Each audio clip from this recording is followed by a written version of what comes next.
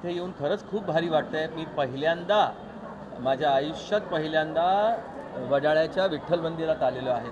माझं लहानपण जे आहे ते वडाळ्याला जायचं भरपूर प्रमाणात, कारण माझे आईचे वडील आणि आई म्हणजे माझे आजी आणि आजोबा वडाळ्याला राहायचे सहकारनगरमध्ये. आणि तिथे मी लहानपणी जायचो आजी आजोबांकडे, आजीच्या हातचे कुरमुऱ्याचे लाडू खायला आणि आजोबांकडनं गोष्टी ऐकायला. आणि त्या सहकारनगरमध्ये एक अगदी त्याला म्हणतो ना, ज्या बाईमध्ये ममत्व मला नेहमी तेव्हा पण दिसायचं, त्या बाईचं दर्शन किंवा त्या बाईची भेट मला आज या मंदिरात सुद्धा झाली. म्हणजे तो योगायोग म्हणा किंवा विठ्ठलाची कृपा म्हणा, तिचा आशीर्वाद पुन्हा एकदा मला लाभला. तर काहीतरी परमेश्वराच्या मनात होतं म्हणून त्यांनी आम्हाला सगळ्यांना या मुलांबरोबर इथे बोलवलं आणि दर्शन घडवलं. आणि आज आरती आम्हाला मिळाली.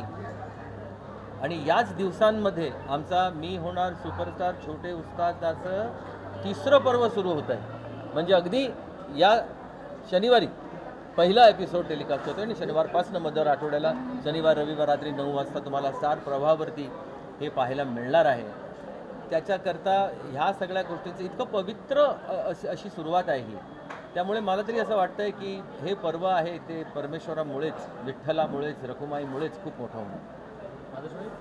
आनंद असेलच या दिवसांमध्ये तुम्ही इथं आलं. तिकडं वारी तिकडं सुरू आहे, लोक चालत चालले तिकडे, आणि त्या दिवसांमध्ये तुम्ही इकडे आलं. त्या शब्दात मांडता येणार नाही अशी भावना आहे आता इथे. मला विठोबा चरणी गायची संधी मिळाली ही खूप मोठी गोष्ट आहे माझ्यासाठी. कारण मंदिरात मी यापूर्वी आलो नव्हतो कधी, पण आज येण्याची संधी मिळाली ते आमच्या छोट्या उस्तादांमुळे, स्टार प्रवाहामुळे आणि मी होणार सुपरस्टार छोटे उस्तादच्या पूर्ण टीममुळे. तर सुरुवात खूप चांगली झाली आहे, खूप पवित्र झाली आहे, धमाल झाली आहे. आमच्या मुलांनी इथे गाणी सादर केली आणि उत्तम गाणी त्यांची आता महाराष्ट्र ऐकणार आहे. त्याची उत्सुकता जेवढी महाराष्ट्राला तेवढीच आम्हालाही आहे की आता या मुलांचं भवितव्य हे तुमच्या हातात आहे. आणि इथून पुढे मी होणार सुपरस्टार छोटे उस्ताद पर्व 3रं दर शनिवारी रविवारी रात्री 9 वाजता तुमच्या भेटीला येणार आहे.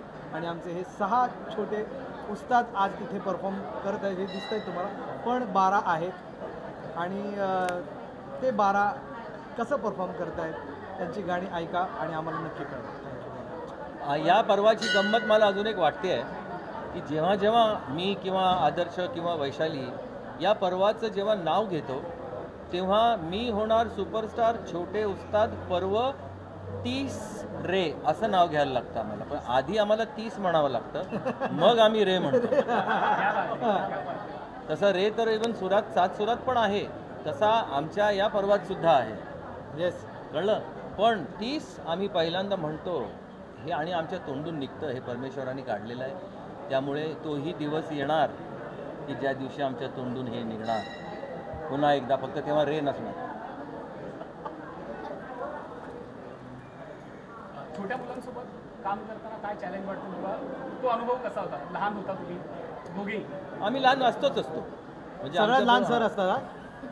म्हणजे मुलं तुम्हाला सांगतील हळूहळू, पण त्यांना थोडासा एक प्रचिती आलेली आहे, थोडीशी एक प्रत्यय आलेला आहे की सर किती मजा करतात, किती धमाल करतात. तर मला असं वाटतं की सगळ्यात लहान इथे सर आहेत. मजा येते लहान मुलांच्या बरोबर. त्यांचा तो निरागसपणा, त्यांचा ते कधी कधी काही काही गोष्टी बोलून जातात, अशा नंतर त्यांना रिअलाइज होतं अरे आम्ही काय बोललो वगैरे वगैरे. या सगळ्या गोष्टी गंमत आहे. आणि ह्याच्याहून जास्त प्युअर काय मिळणार तुम्हाला, नाही का? जशी ही मुलं आहेत इथे तुम्हाला जशी दिसतात त्या मंचावर सुद्धा तशीच आहे. त्यातले कुठेही त्याच्यामध्ये असं बनावटगिरी किंवा काहीही नाही. त्यांच्या या वयामध्ये काय करणार? त्यामुळे आम्हाला प्युरेस्ट फॉर्म ऑफ आर्ट अनुभवता येतो आणि त्यांनी नेहमी असंच राहावं अशी आमची इच्छा पण आहे आणि आमचा आशीर्वादसुद्धा आहे. पण फक्त मेहनत करा, चिकाटी. फक्त एकदा चांगले मार्क्स मिळाले म्हणजे काय आता आपल्याला नेहमीच मिळणार असं नसतं. आपल्याला मेहनत करायला पाहिजे. काय मोठे बोलतात, आदर्श दादा काय बोलतो, वैशालीताई काय बोलते ह्याच्याकडे लक्ष द्या आणि त्या सगळ्या गोष्टी आत्मसात करा आणि इम्प्लिमेंट करा. कळलं? तू खूप मस्ती करतेस असं ऐकलं मी. तो दिसते सगळ्यात छोटी पण सगळ्यात मस्तीखोरी वाटते आम्हाला आता. हळूहळू काय? सगळ्यांचे रंग आता दिसायला लागतील मला असं वाटतं. आदर्श मगाशी जेव्हा तू गात होतास तेव्हा आजोबांचं गाणं गायलंस आणि आम्हालाही आजोबांची आठवण आली तुझ्या.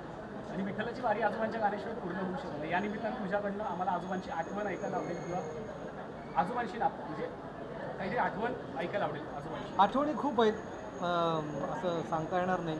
आजोबांबरोबर जेव्हा जेव्हा बसलो आहे खूप कमी काळ मला खरं तर बसायला मिळालं, शिकायला मिळालं त्यांच्याकडून.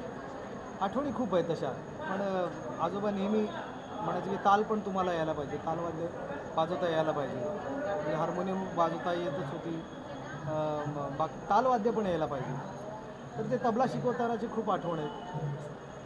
त्यांचा जसा हात पडायचा तबल्यावर तो तसा हात मी आतापर्यंत ऐकलेला नाही आहे. ते मी खरं तर त्यांचे जे कोणी चाहते ज्यांनी त्यांना वाजवताना तबला वाजवताना ऐकलं आहे त्यांना मी कळत असेल, त्यामुळे मी हे शब्दात सांगू शकत नाही. पण त्यांनी छोट्या छोट्या गोष्टी, तबला यायला पाहिजे, त्याच्यावर हात कसा पडला पाहिजे, त्याचा साऊंड कसा आला पाहिजे आणि त्या सगळ्या गोष्टी तबला वाजून माझे आजोबा गायचे. तर त्यामुळे ती जी शिकवण आहे की एखादा रिदमिस्ट नाही आला तर ते स्वतः तबला वाजून गायचे, तर ही सगळी तालीम त्यांनी मला दिली. तर आठवणी खूप आहेत अशा. त्यांची गाणी ऐकत ऐकत मोठा झालो आणि मोठं झाल्यावर कळलं की अरे हे माझे आजोबा आहेत, प्रल्हाद शिंदे खूप मोठे गायक आहेत. आणि तरी मला असं आपल्याला वाटत असतं आम्ही कलाकार खूप हावरट असतो, आम्हाला जिथून शिकायला मिळतं तिथून आम्ही वेचत असतो. तसंच आजोबांकडून अजून काळ जर घालवता आला असता तर खूप शिकायला मिळालं असतं.